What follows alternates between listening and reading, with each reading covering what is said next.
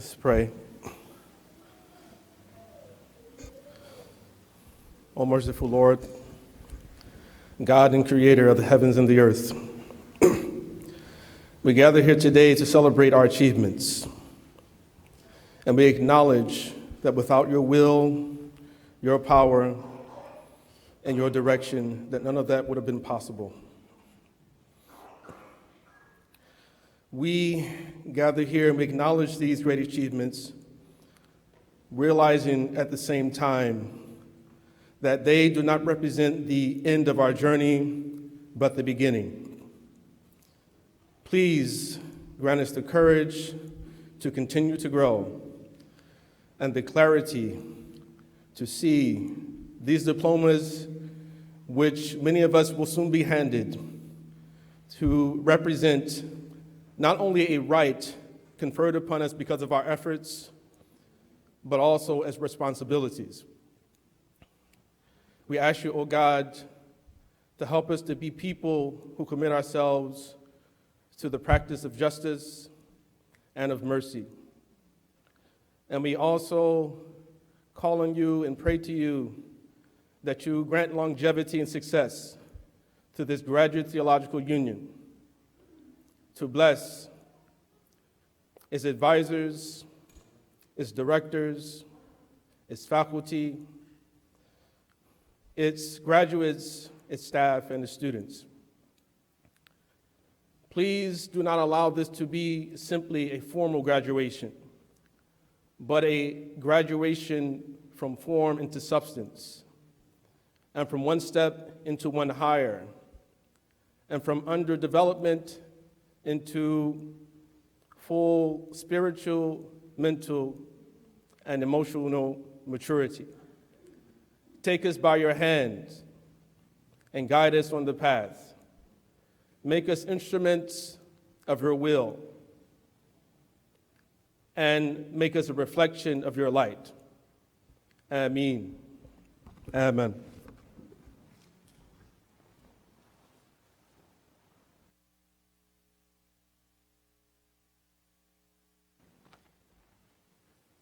Please be seated.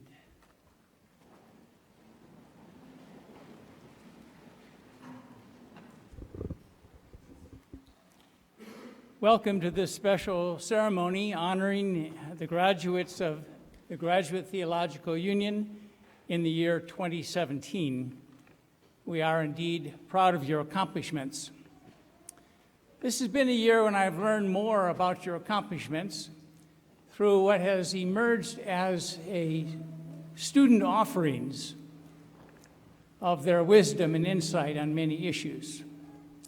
It began with the Asia Project, having student symposia, and the opportunity to hear briefly about someone's focus of research or interests.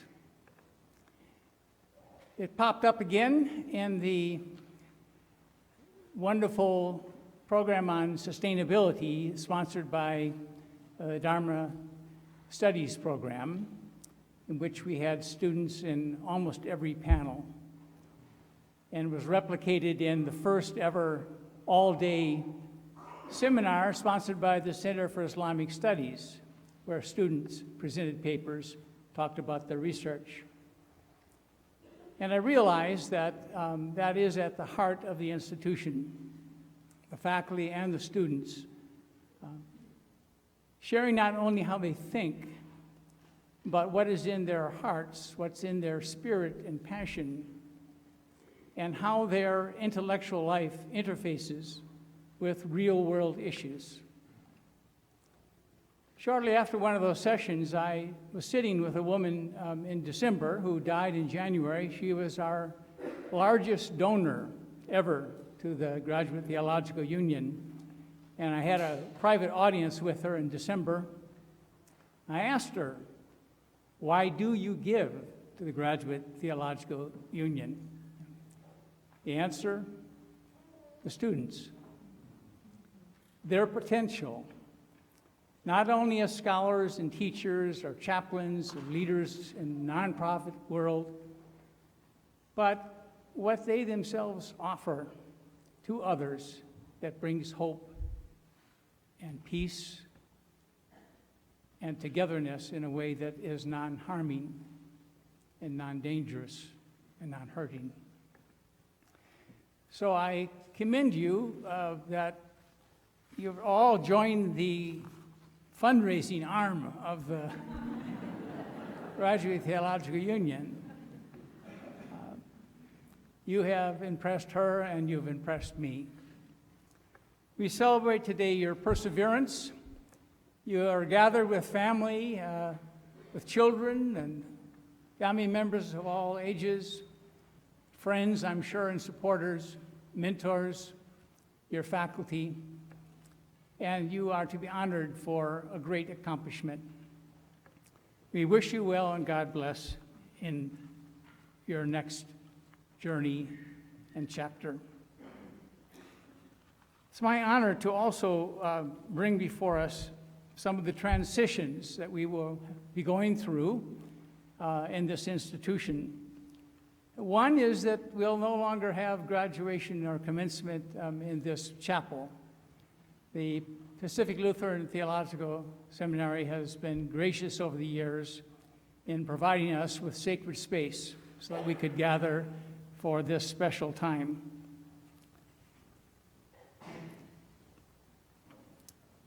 I share with you now transitions that have or are taking place within our consortial community. Kevin Burke, Associate Professor of Systematic Theology of the Jesuit School of Theology of Santa Clara University, will depart to Regis University. Nick Carter, President for the interim of the American Baptist Seminary of the West, will retire, and his successor, Dr. James Brenneman, currently President of Goshen University College in Indiana, will begin service as President of ABSW at the end of August. Also, the Reverend Dr. Raymond Pickett, currently Professor of New Testament at Lutheran School of Theology in Chicago, will serve as Rector of the Pacific Lutheran Theological Seminary of the California Lutheran University. Boyoung Lee, Associate Professor of Practical Theology, Education, and Spiritual Formation at Pacific School of Religion, will become the Academic Dean at Iliff School of Theology. Elizabeth Liebert, Professor of Spiritual Life at San Francisco Theological Seminary, will retire. Odette Lockwood Stewart, Director of Field Education and Contextual Learning and instructor in the practice of ministry at Pacific School of Religion, will retire. Mary Donovan Turner, Carl Patton Professor of Preaching at Pacific School of Religion, is retiring. And we marked by death last July Michael Morris, Professor of Religion and the Arts from the faculty of the Dominican School of Philosophy and Theology. And recently, Bishop Frederick Borsch, the Dean of the Church Divinity School from 1971 to 1982, died recently in Philadelphia. He was instrumental in forming an annual gift that we'll begin awarding soon for books published in the past year, scholarly books, by graduates of the GTU or the faculty who teach therein. So that's something that we look forward to awarding, and hopefully all of you will be so nominated over the course of your careers.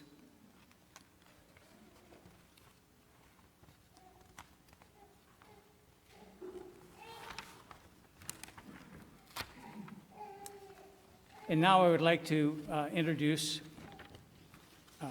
Dr. Uriah Kim, Vice President of Academic Affairs and Dean of the Graduate Theological Union.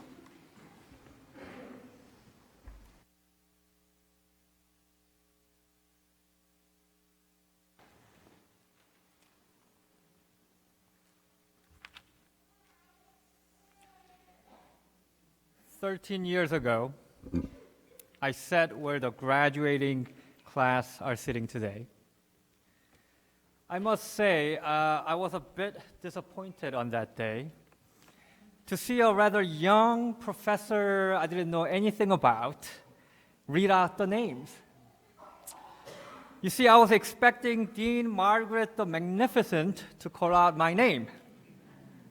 Therefore, I sympathize with some of you who are also a bit dismayed to see me instead of Dean Arthur the Awesome.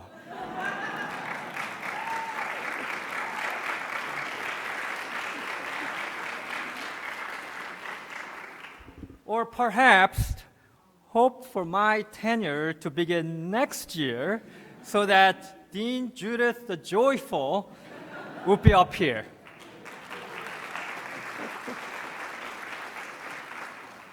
Graduates, start praying for my success and send good wishes to me so that one day you'll be proud to say, yeah, Dean Uriah the Unbelievable called my name. And I will pray for you and send good wishes and cheer you on to success and satisfaction in your work, fulfillment and happiness in your life, and to make a difference for good in your communities throughout the world. It is now my privilege to introduce two commencement speakers, as is our tradition. A member of the faculty who will speak first, and a member of the graduating class who will speak following the awarding of the degrees. Our graduate speaker today is Chaitanya Mutapalli, also affectionately known as Chai, simply Chai, who is receiving his PhD in ethics and social theory. Chai was born in Machilipatnam, a city on the southeast coast of India, and he grew up in Kakinada, another coastal city in South India. He received his MDiv from Union Theological College in Bangalore and his STM from Union Theological Seminary in the city of New York. While completing his PhD, he taught at Pacific School of Religion and San Francisco Theological Seminary, as well as serving as minister for families and young adults at the Berkeley Methodist United Church. His commencement address today is entitled, Hope for the Future.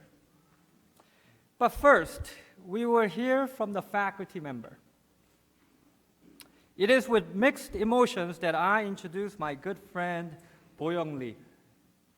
Knowing that my first commencement as the GTU Dean could be her last.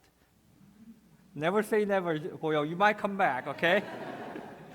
After serving on the faculty of Pacific School of Religion for 15 years, she will be the Senior Vice President of Academic Affairs, Dean of the Faculty, and the Professor of Practical Theology at Iliff School of Theology in Denver, Colorado, starting on July 1st.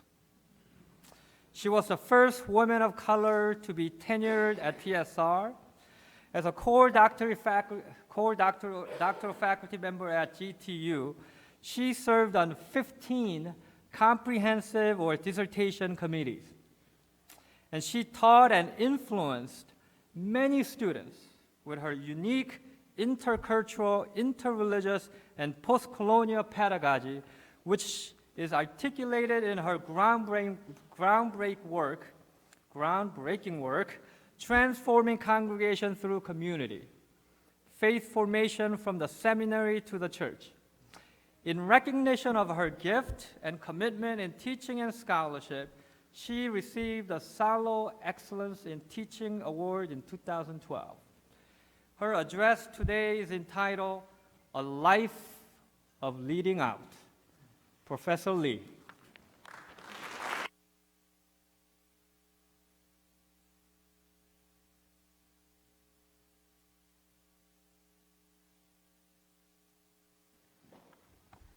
Thank you so much, Uriah, Dean Kim. It is indeed, I stand before you with a mixed emotion as I gained one of my dearest friends as my dean, and I didn't know that I was leaving. Dear graduates, I give you my heartfelt congratulations on successfully completing your journey of learning and teaching. I say teaching because even though you are a student, through your presence and through your contributions, you taught a lot and you touched many lives here. Education is never an isolated endeavor, but a communal one only happening in communal context.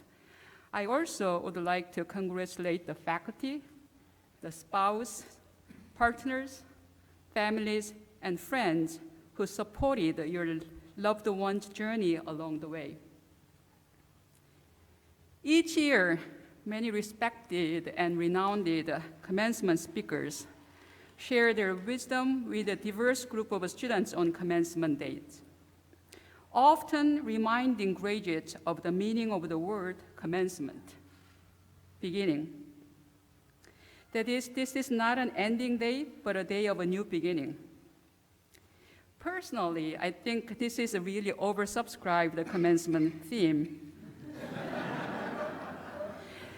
However, as much as I want to avoid following this typical commencement speech pattern, as my two young adult children remind me that their mom is becoming a convention that she used to critique and tweak,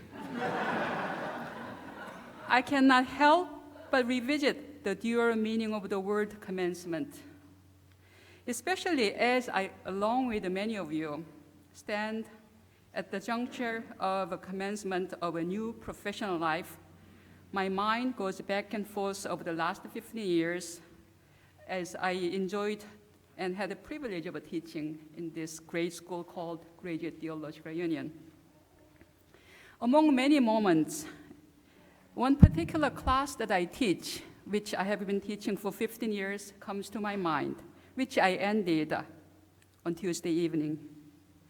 Every spring, I have taught a class titled Critical Religious Pedagogy, which used to be called Introduction to Religious Education, a very boring title.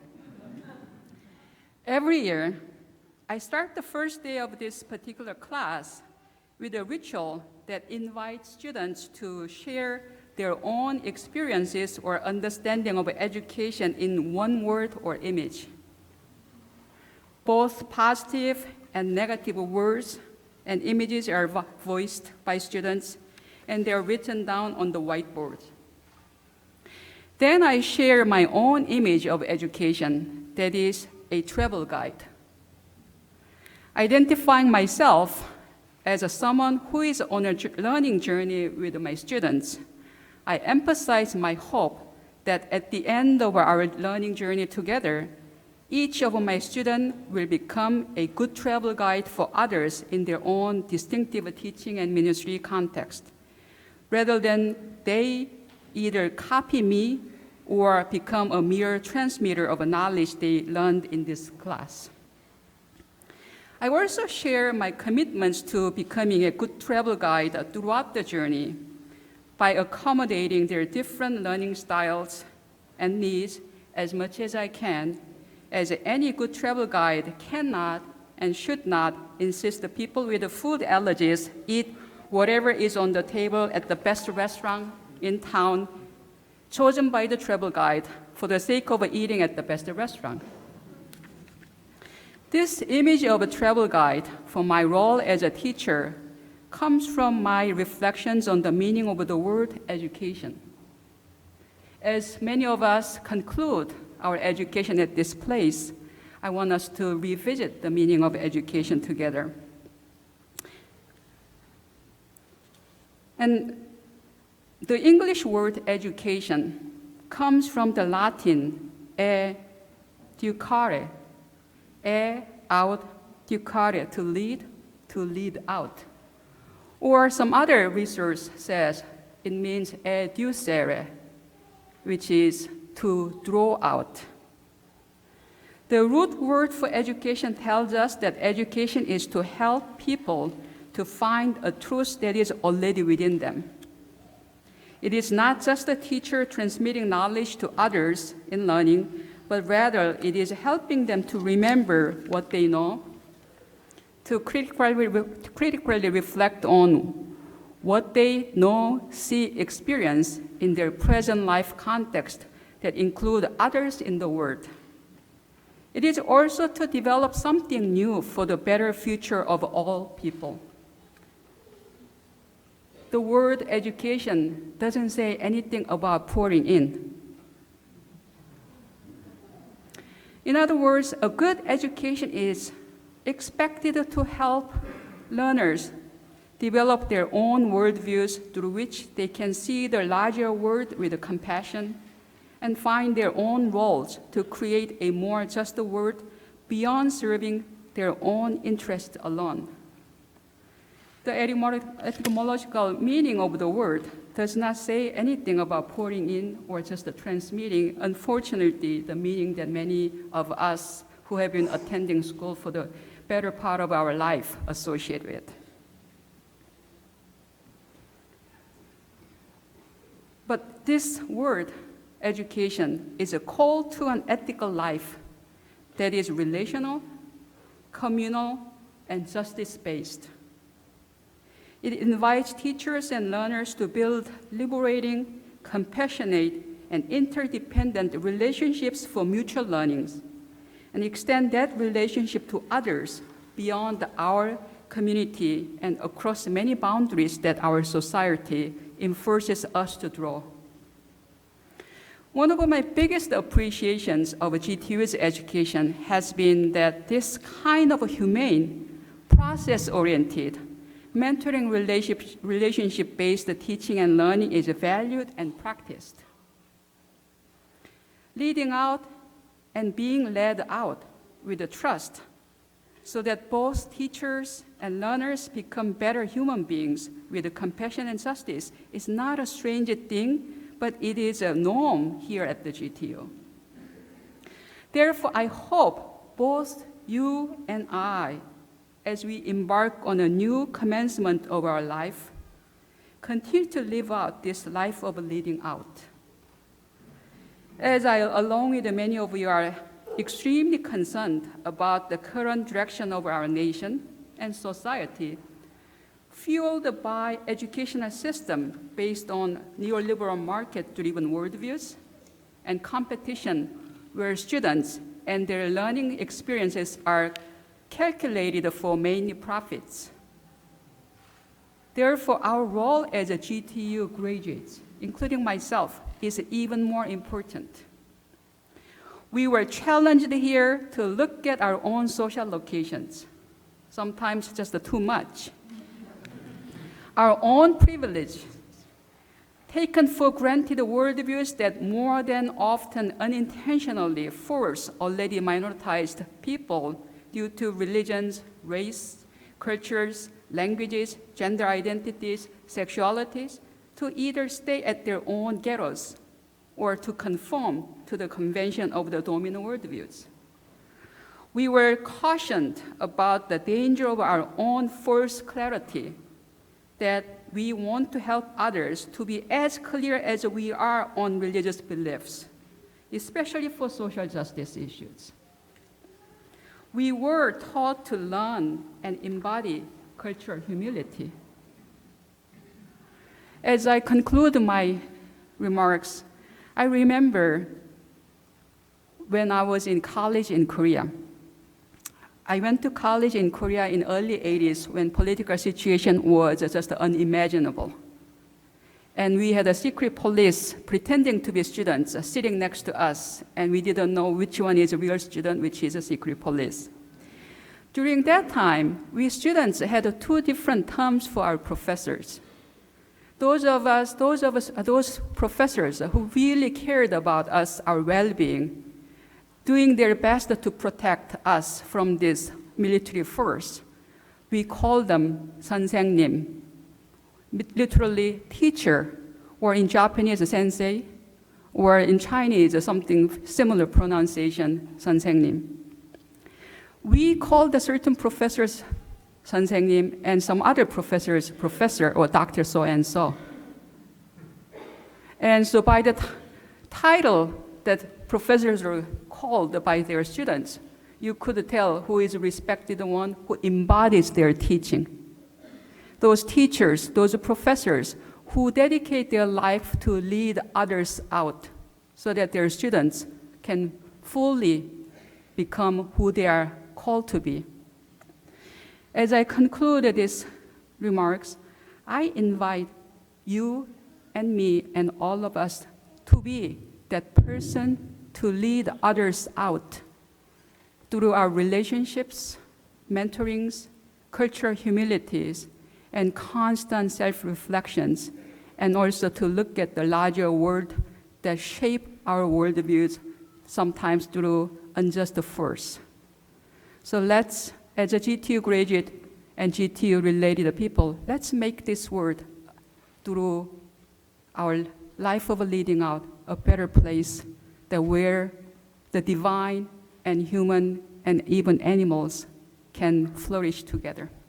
Thank you.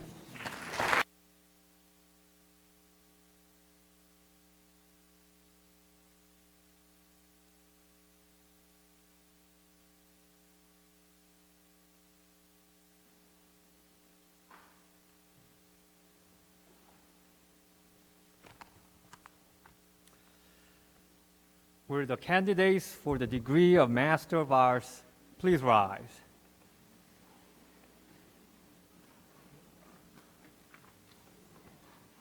Madam Chair, on the recommendation of the faculty and of the deans of the Graduate Theological Union and the member schools, who have certified that the candidates have completed all the requirements for the graduation, I present to you the candidates for the degree of the Master of Arts. By virtue of the authority vested in me by the Board of Trustees of the Graduate Theological Union and the State of California, and on the recommendation of the faculty and deans of the member schools and the dean and the president of the Graduate Theological Union, I have the honor of conferring on you the degree of Master of Arts with all the rights and privileges appertaining thereto. In token whereof, we hand you this diploma and cause you to be invested with the hood of this degree.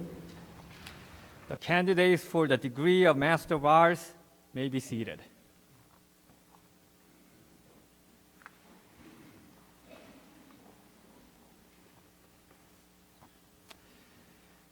Majabin Muhammad Ali Dalla with honors, the right to choose piety, understanding Muslim women's God-centric choice from Shia perspective. Center for Islamic Studies, Munir Jiwa, coordinator.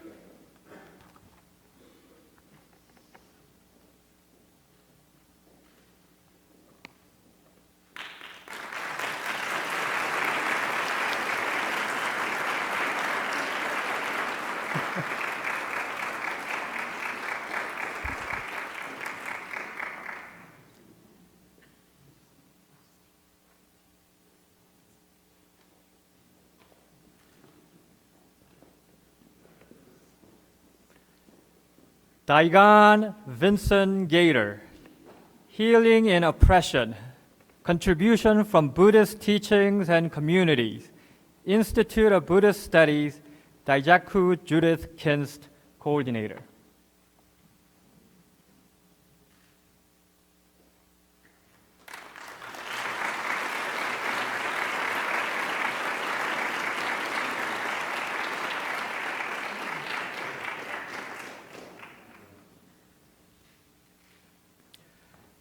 Meg Doshin Gowler, Voices of Early Buddhist Nuns, a Dharmological Approach to the Therigatha, Institute of Buddhist Studies, Richard K. Payne, coordinator, Scott Mitchell Woodhood.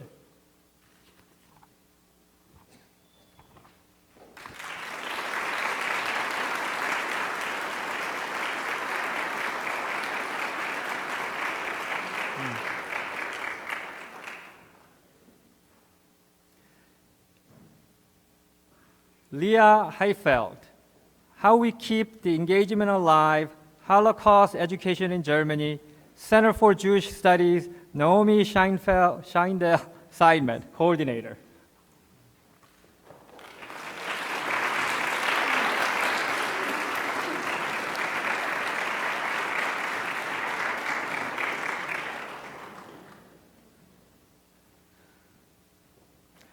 Jamie Brett Kimmel, Buddhist Hospital Chaplaincy at the End of Life, U.S. Healthcare and the Challenge of Interdependence, Institute of Buddhist Studies, Daijaku Judith Kinst, Coordinator.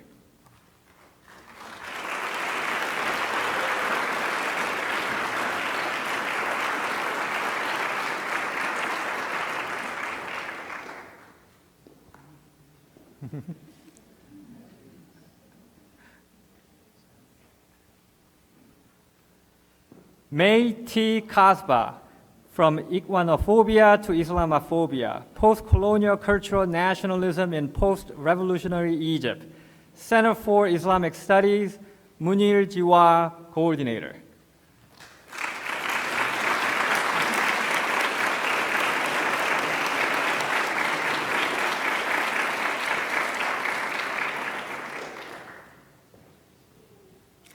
Reem T. Kaspa, Contemporary Christian-Muslim Relations in Egypt, Secularism, Violence, and the Challenge of Conflict Resolution, Center for Islamic Studies, Zam Porfarzane, Coordinator.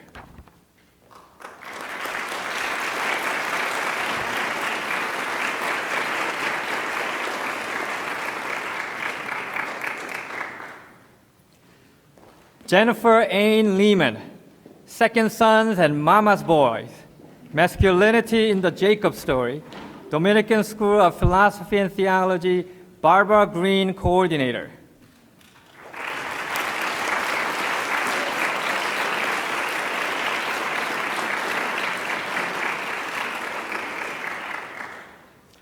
Dawn Patricia Neal, Discord and its Alternative in the Atthakavagga of the Pali Canon, Institute of Buddhist Studies, Richard K. Payne, Coordinator, Daijaku Judith Kinst, Woolhood.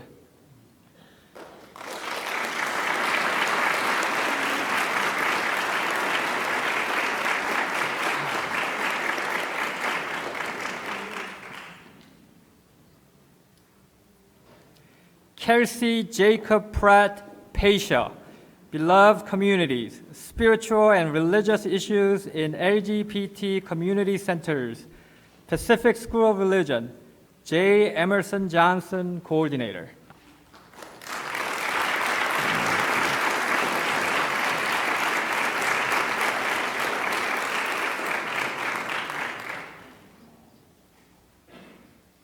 Ron Ricci, Gender, Place, and Race and Indigeneity in Upper Peninsula Film, Literature and Culture, Graduate Theological Union, Arthur G. Holder, Coordinator.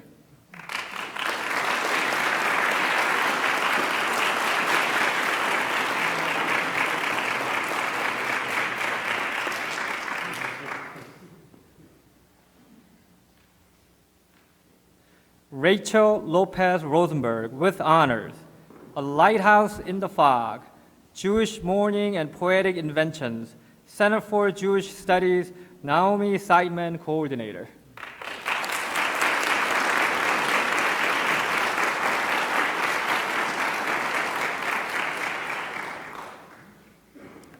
Carrie Ann Sealine, Making Maccabees into Jews, Making Jews into Maccabees, Reading Jewish Identity Through Extra-Canonical Text, Center for Jewish Studies, Dina Aronoff, Coordinator.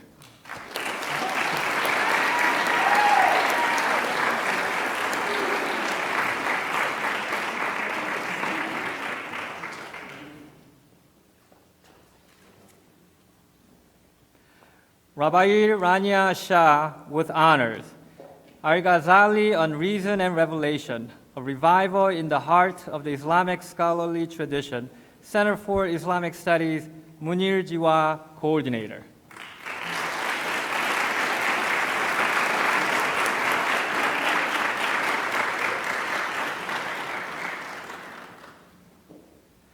Saad Shaukat, Shibli Nomani's Contribution to Kalam, Center for Islamic Studies, Zam Porfarzane, Coordinator.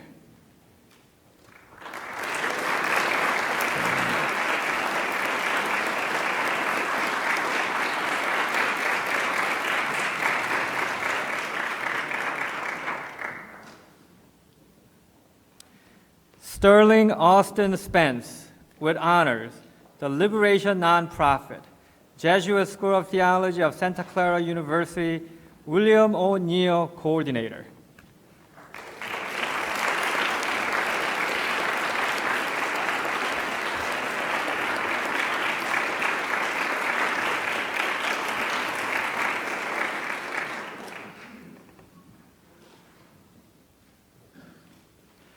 Wan Ting Sai, Screenwriting Methods and Preaching, toward the Taiwanese Christian Homiletic, Pacific Lutheran Theological Seminary, Shauna K. Hannon, Coordinator.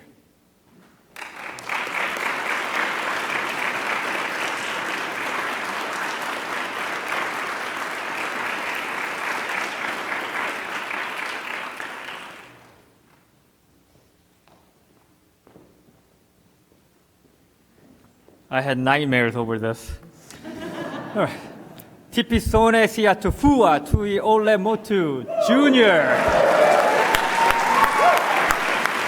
Out of the shadows of empire.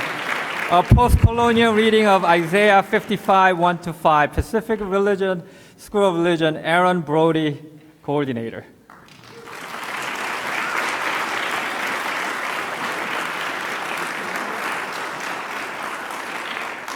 Brandon James Vaca, Currents of Participation and Centralization in the U.S. Catholic Church and Schools, Teachers' Unions, Lay Participation, and the 2015 Contract and Handbook Disputes in the Archdiocese of San Francisco. Jesuit School of Theology of Santa Clara University, Jerome P. Baggett, Coordinator.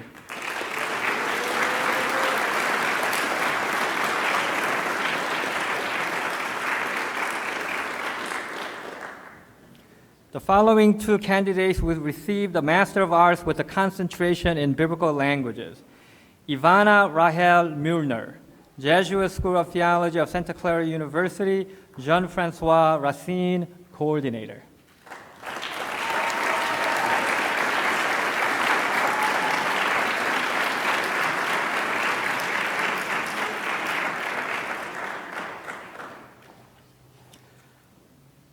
Lucia Gabrielle Tosato, Jesuit School of Theology of Santa Clara University, John Andres, Coordinator.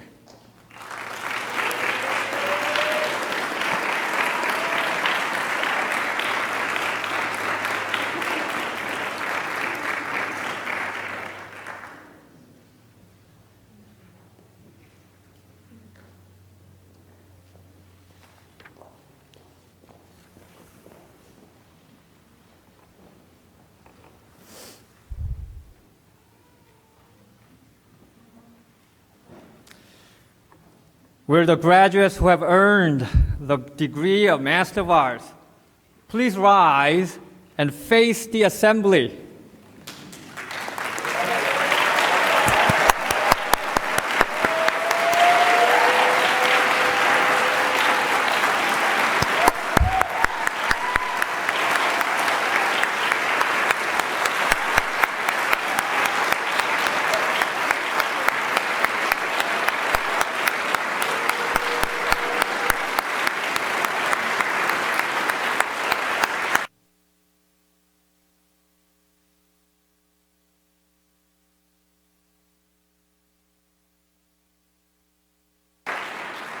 You may be seated.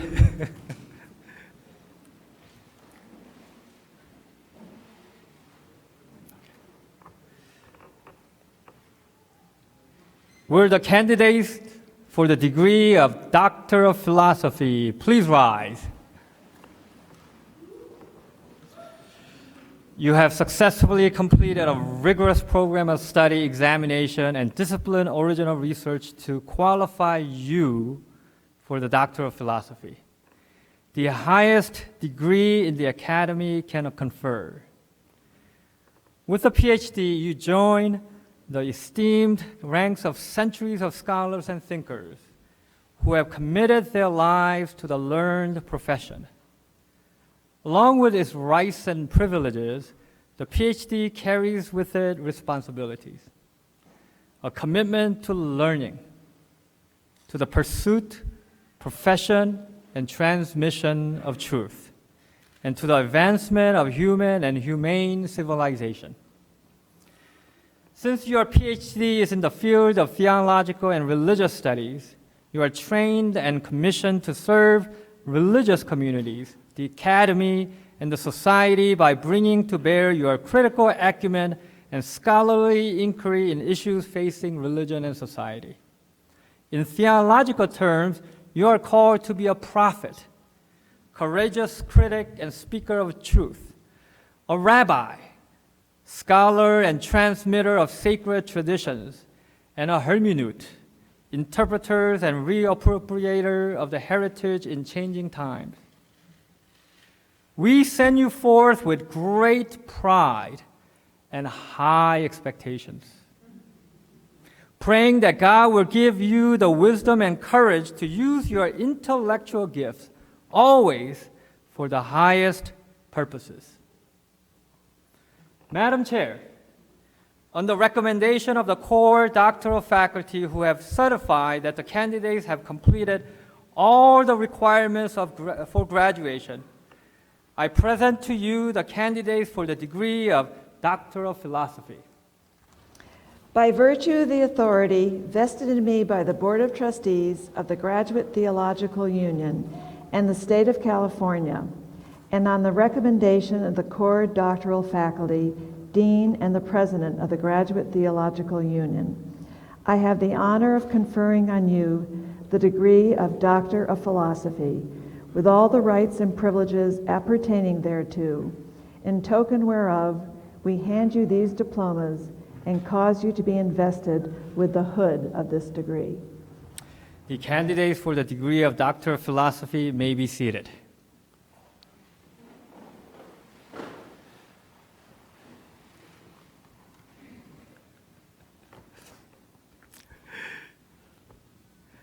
Abdel Ali, the Negro in Afro-Arabian Muslim Consciousness, Cultural and Historical Studies of Religion, Munir Jiwa Coordinator.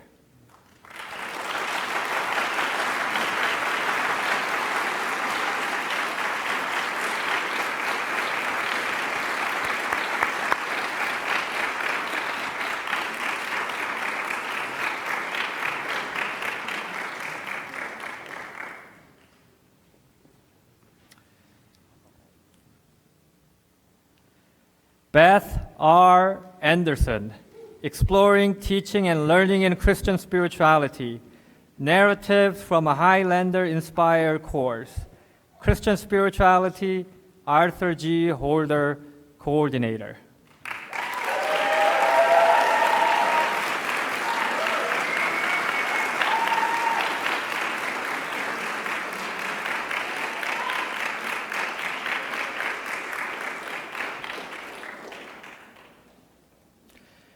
Ali J. Atai, Authenticating the Johannine Injil, Sunai Polymeranic Interpretive Methodological Approaches to the Gospel of John, Cultural and Historical Studies of Religion, Munir Jiwa Coordinator.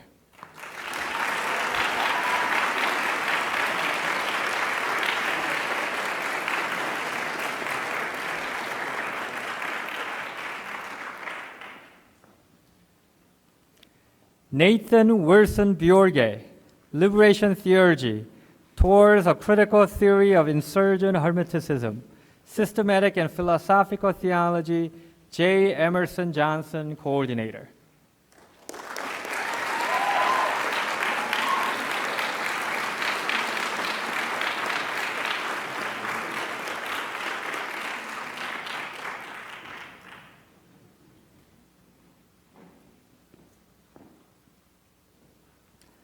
Matthew A. Boswell, The Way to Love Through Hope, a virtue-based model of spiritual growth for Christian spiritual formation, Christian Spirituality, Arthur G. Holder, Coordinator.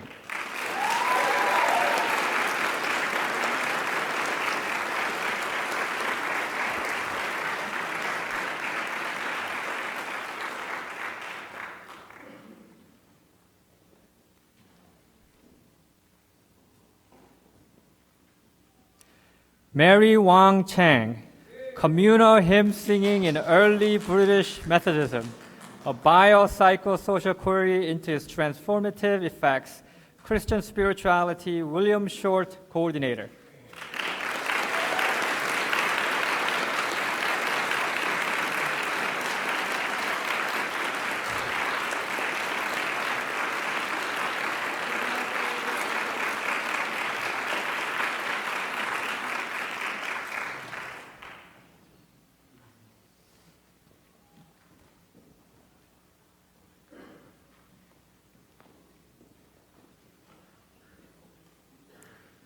Luke Devine, Fritz Eichenberg, a case study in the relationship between creativity and spirituality, Christian Spirituality, Arthur G. Holder, coordinator.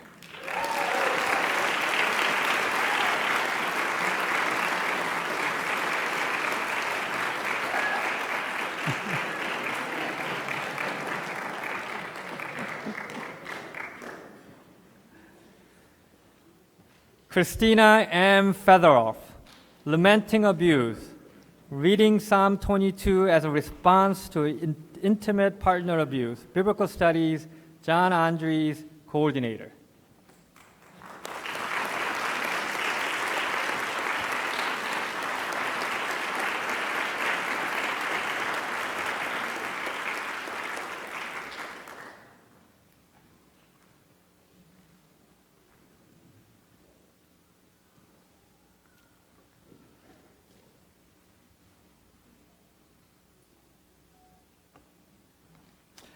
Veronica Revette Goings, Sacred Voice and Unholy Silence, African American Women, Voice and Preaching, Constructing a Womanist Homiletic, A Practical Theological Perspective, Interdisciplinary Studies, Jenna L. Childers, coordinator.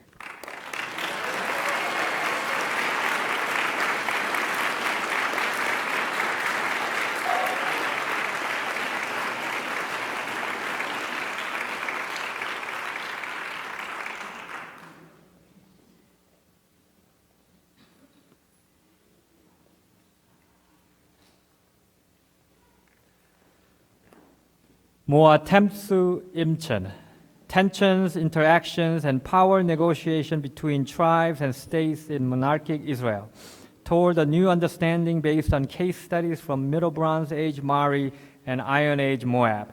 Biblical Studies, Aaron Brody, coordinator.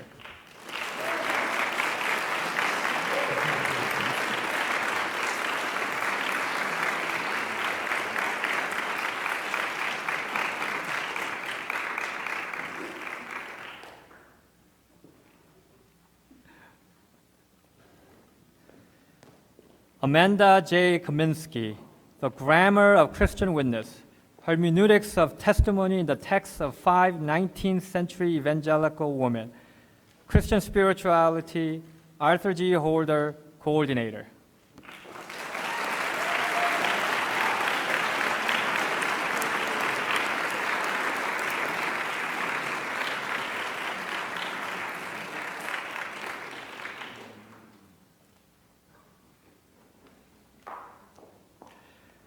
Elekosi F. Lafitaga. Apocalyptic Here and Now, the Book of Dreams, 1 Enoch 83-90, and the Rhetoric of Apocalyptic Discourse in the Gospel of Matthew. Biblical Studies, Eugene Eunchun Park, coordinator.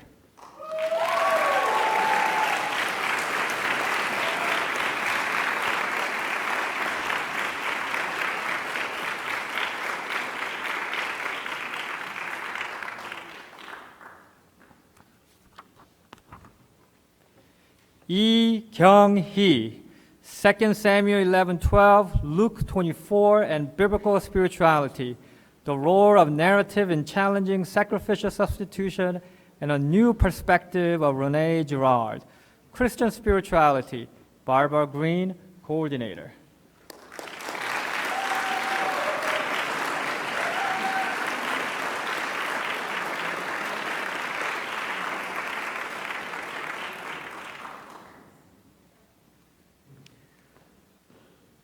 Su Chi Lin, Intercultural Meditation, a visual cultural study of art and mission in contemporary Taiwan, art and religion, Eduardo C. Fernandez, coordinator.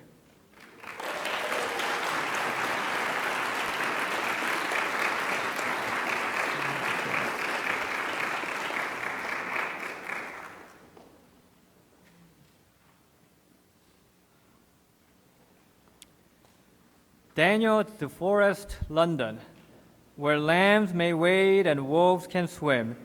Jesus' self-giving response to the question of suffering in John 9:1 to 10 to 21. Christian Spirituality, Barbara Green, coordinator.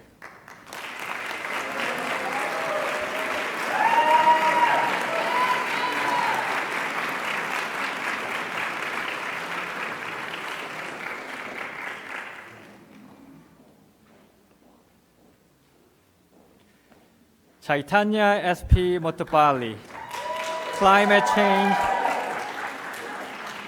Intergenerational Justice and Restorative Justice, Ethics and Social Theory, Carol S. Robb, coordinator.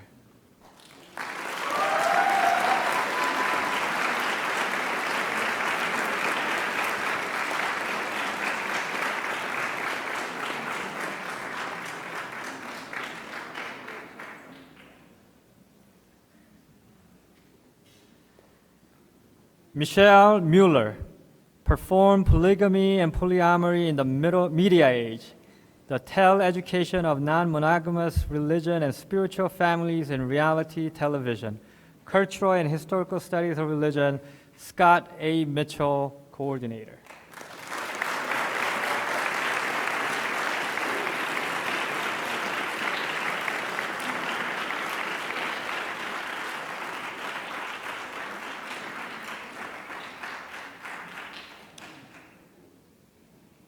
Meredith Massar Munson, Babylon, New Jerusalem, and the Brooklyn Bridge, Modern Spirituality in American Art, Art and Religion, Devin Philip Zuber, coordinator.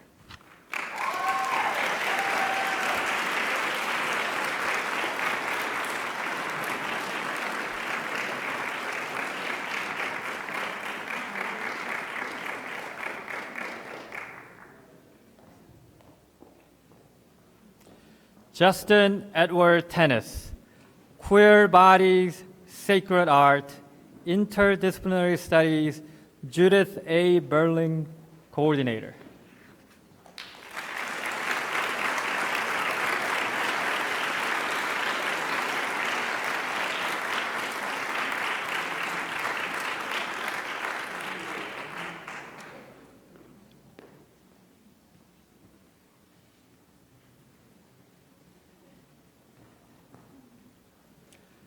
Nada Velimirovich, Reflections of the Divine, Muslim, Christian, and Jewish Images on Luster Glazed Ceramics in Late Medieval Iberia, Art and Religion, Ronald Y. Nakasone, coordinator.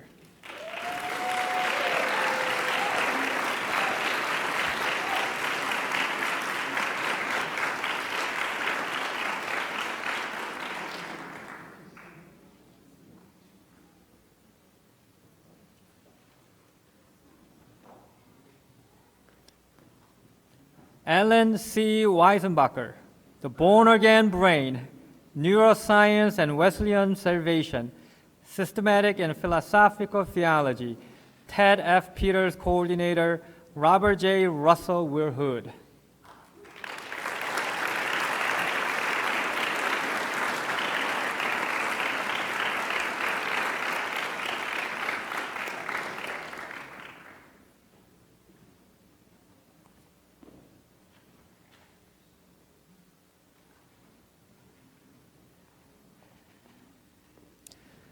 Rachel Wheeler, Holy Feigning, a study in the spirituality of Apophthegmata Patrum, Christian Spirituality, Arthur G. Holder, coordinator.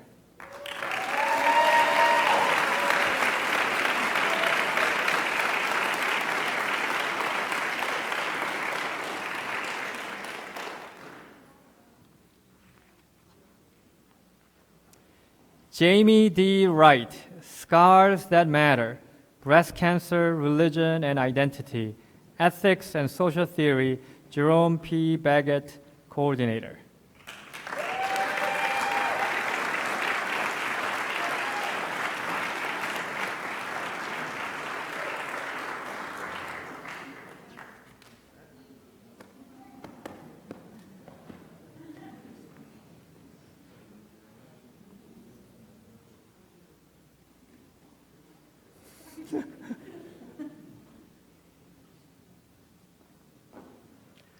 Hatice Yildiz, Revisiting the Kizilbash Alevi Tradition in the Light of 17th Century Mejmua Manuscripts, Cultural and Historical Studies of Religion, Munir Jiwa, Coordinator.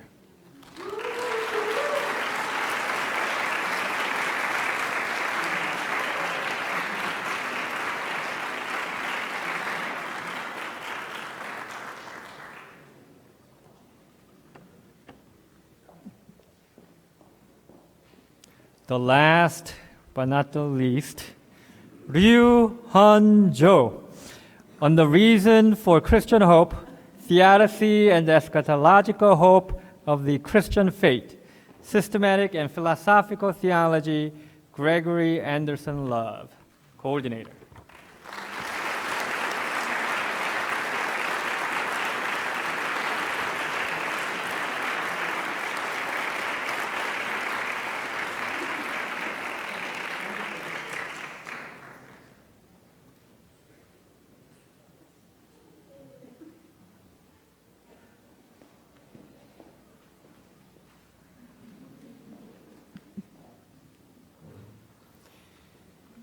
Will the graduates who have earned the degree of Doctor of Philosophy please rise and face the assembly?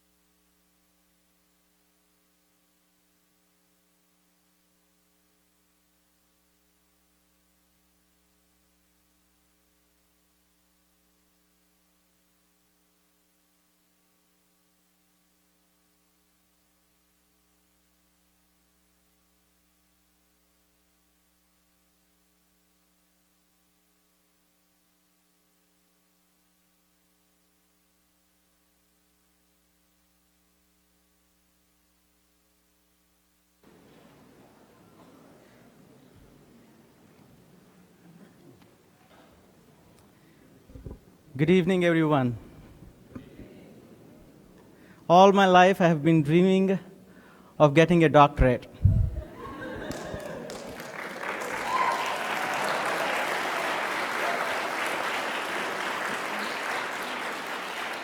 And today, I got one. And that itself makes this day a special day. But to be asked to give these remarks makes it even more special. I am deeply humbled and profoundly grateful for this opportunity. The title for my talk tonight, this evening, is Hope for the Future. A few months ago, the Student Advisory Committee at GTU organized a meeting for the students to meet the newly elected Dean Uriah Kim. So the whole purpose was to get to know him better and to know his vision for GTU. So in that meeting, one of the students asked Dean Kim, Dean, what was the happiest moment when you were at GTU? You know, without much hesitation, he said there were many happy moments, but the happiest one was when I submitted my dissertation. He said that day when I submitted it, I felt like a heavy burden has been lifted off my shoulders and that I could fly. I was listening to this conversation. At that time, I was writing my dissertation. And I was thinking to myself, oh, how I wish I could experience that experience.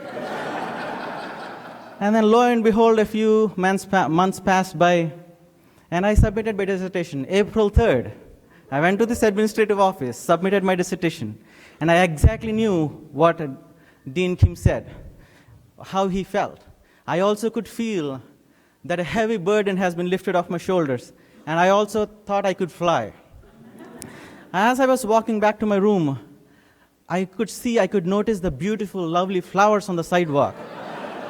I could notice all the beautiful people all around me, and I could feel the fresh breeze on my face. That was a perfect day.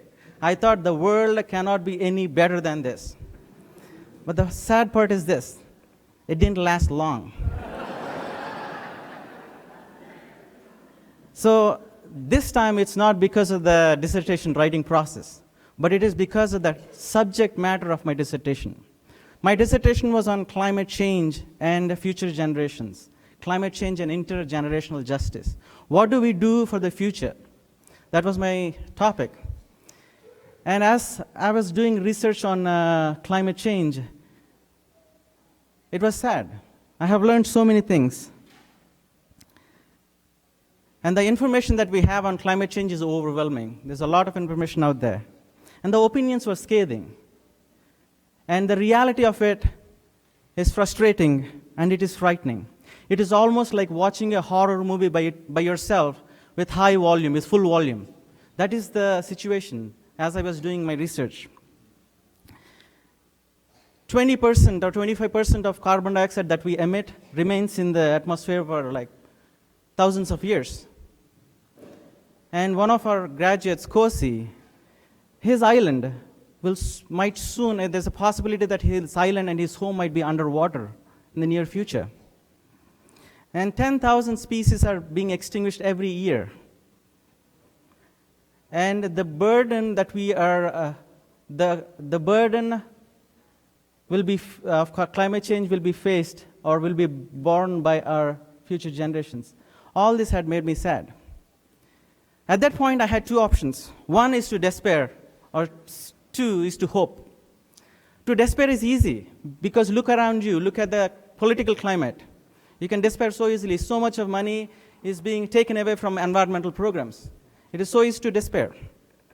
But I was reminded of what Søren Kierkegaard, the Danish theologian and philosopher, said. To despair is sickness unto death.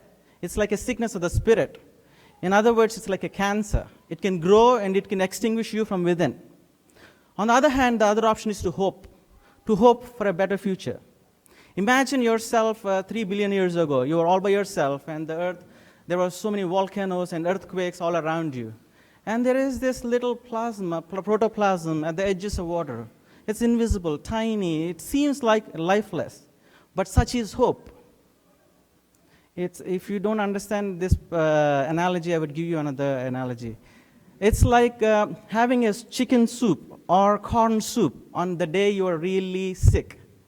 When you are having this cold, when you have this soup, that's such is hope.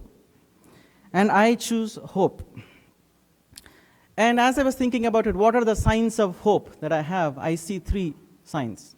One, our president has already mentioned. A few weeks ago, we have had this conference at GTU on sustainability. And in that introduction to that conference, Dean Uriah Kim has said that there are 3 new initiatives that we are going to start at GTU. One of those is interreligious Master of Arts in Sustainable Studies. That's amazing. That's a sign of hope for me. Actually, there are 2 more exciting ones. You can check with him later on. And the second hope is this. I work at a small Methodist church in Berkeley, Japanese American Methodist Church. We have been trying hard to recycle properly. It's been it's very difficult for us. However, one day one of the deans challenged the congregation saying that, try for solar panels. The council said, yes, let's try for it. Let's think about it, they said. So I was so pleased. That's a sign of hope for me. Finally, another sign of hope is all of us. All of us who are sitting here, we have the potential to inspire people, to instill hope in those who are suffering with despair. That gives me hope. And one final thing, among those of us who have completed this program, we have shown to the world and to ourselves that we are different. We have resilience. We need that to tackle the problems of the world. And I believe we have it, and together we can solve the world's problems. Thank you.